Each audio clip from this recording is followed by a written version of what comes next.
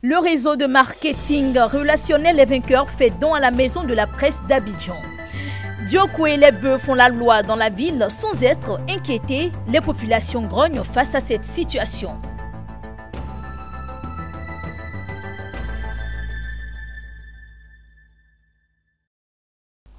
Bonsoir à tous, mesdames et messieurs. Merci de nous rejoindre sur Business N4 Africa en Côte d'Ivoire. Le fondateur du réseau Les Vainqueurs a rendu visite à la maison de la presse d'Abidjan. Une visite qui a permis à Augustin Zinsou Baguidi d'échanger avec les professionnels des médias sur son deuxième livre. Un livre qui consacre 290 pages au marketing de réseau. Mon désir Nascimento, Djifini et Marie-Siri pour le reportage. C'est à travers la présentation du livre « Mes 7 ans dans le marketing de réseau » que les hommes de la presse nationale et internationale en Côte d'Ivoire ont découvert Augustin Zinsou Baguidi, écrivain et coach en intelligence financière. Un livre qui, selon Auguste Boiseau, enseignant de lettres modernes des universités, est une mine d'or, un pur trésor ouvert dans lequel l'auteur demande de s'y approvisionner sans limite. Ce livre parle du marketing de réseau. Et nous disons tout net que M. Baguidi n'est pas celui qui a l'exclusivité de ce domaine de marketing de réseau. Et formation personnelle, développement personnel, mais ce qu'il partage avec nous, ce n'est pas une recette artificielle, c'est le partage d'une expérience directe, éprouvée, vécue, quelquefois même expurgée de certains scories. Et il a réussi avec le peu, et il a réussi avec le monde.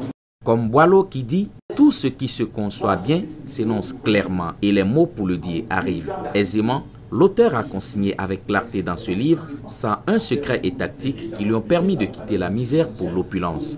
Des expériences vécues et solutionnées pour aller à la richesse. 7 ans en marketing relationnel, d'abord il faut dire qu'en marketing relationnel, quand vous faites 7 ans cumulés, 7 ans d'activité, 7 ans de constance, on parle d'expertise. C'est à partir de la 7e année que vous êtes expert. J'en ai fait 8 ans. Mais pendant ces 7 premières années, j'ai appris beaucoup de choses. Les bas et les hauts. Et j'ai vu que le chemin que j'ai parcouru, certes, était un parcours pas aussi facile, mais je me suis dit que c'était à la portée de tout le monde. Les gens veulent l'avoir, les gens veulent comprendre, les gens veulent savoir. Mais s'ils ne savent pas où aller s'abreuver, ils restent dans leur état. Donc en écrivant ce livre, ça lui permet à quiconque d'avoir un autre chemin, une autre corde pour atteindre le succès. Autre temps fort de cette rencontre, Augustin Zinsou Baguidi a offert une enveloppe d'1 million de francs CFA pour la réhabilitation de l'ambulance de la maison de la presse et le ravalement de ses murs. Face à cet acte de générosité, le directeur général de la maison de la presse n'a pas manqué d'exprimer sa gratitude aux donateurs. Il a ensuite invité les journalistes à s'inspirer de son livre. Nous sommes heureux, c'est évident. Nous sommes heureux en tant que directeur de la maison de la presse de recevoir un don, mais on est aussi heureux d'avoir partagé cet instant de bonheur avec lui, de nous avoir dit qu'il y a aussi une possibilité pour les journalistes d'avoir des revenus additionnels, de faire correctement leur travail, mais en plus de leur travail, qu'ils peuvent avoir des revenus additionnels. On est aussi heureux que quelqu'un d'une certaine qualité s'intéresse encore plus à la condition des journalistes à travers leur maison de la presse. Pour le reste, le richissime homme d'affaires Augustin Zinsou Baguidi a fait fortune dans l'entreprise américaine du marketing relationnel Forever Living Products. Il est auteur de plusieurs autres essais et livres, dont Mon parcours de rien au millionnaire. Comme annoncé dans les titres, les populations de la ville de Diokwe, à l'ouest de la Côte d'Ivoire, luttent les rues et les voies avec les bœufs. Ces animaux sont bergers, déambulent dans les rues sans être inquiétés. Face à cette situation, les populations grognent et interpellent les autorités. Le reportage de Théodore Kanga. Malgré la loi interdisant la divagation des animaux en ville, les propriétaires des bœufs s'en moquent à Diokwe. Les bêtes continuent de divaguer dans les rues de la cité, au grand désarroi des usagers de la route. Ces bœufs sont à la base de plusieurs accidents de circulation.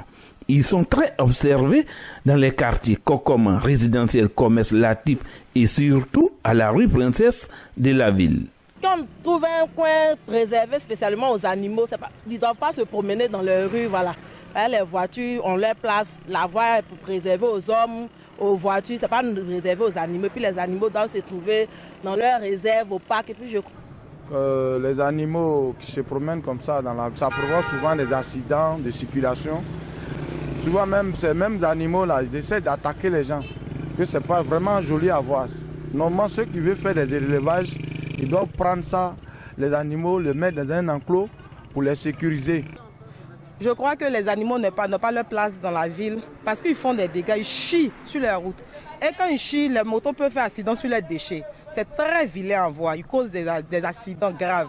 Les animaux se prononcent là où c'est pas bon, les gens ils refusent de mettre les animaux dans les casernes.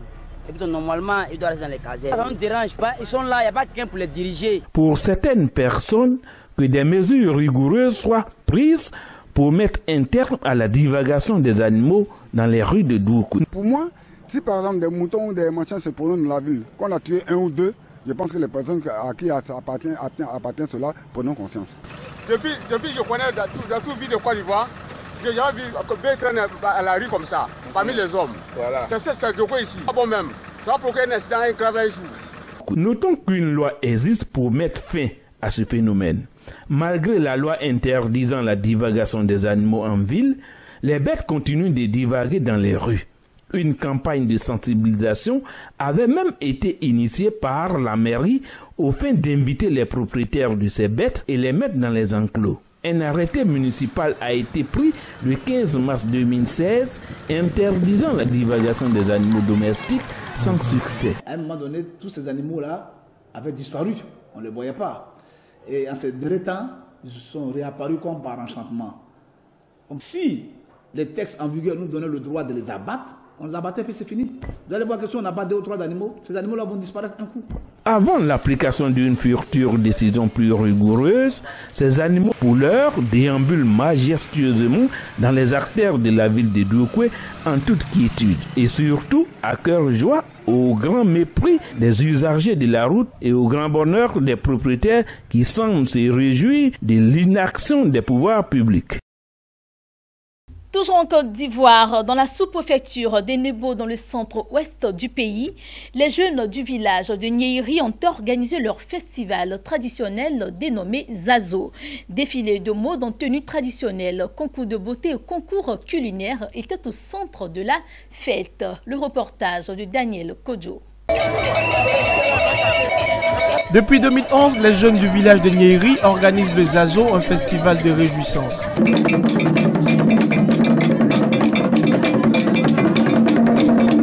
Cette année, les populations ont été gratifiées d'un défilé de mode en tenue traditionnelle cousu dans du raffia. La beauté masculine et féminine ont été mises en lumière. Dans le seul but de promouvoir les mets du peuple d'Ida, un concours culinaire a été structuré, mettant en compétition les habitants de Nyeri. Le festival Zazo fait une ouverture au développement dans un esprit de convivialité. Il a réussi son pari en termes de mobilisation des populations du village de Nyeri, situation saluée par ses ressortissants qui souhaitent tous le développement de la région du Lodjibois. L'esprit de fraternité prévaut depuis bien longtemps dans le village de Nyeri. Le festival Zazo est une lucarne qui permet de regrouper toutes les populations sans distinction en mettant l'accent sur l'union, l'entente et la cohésion sociale.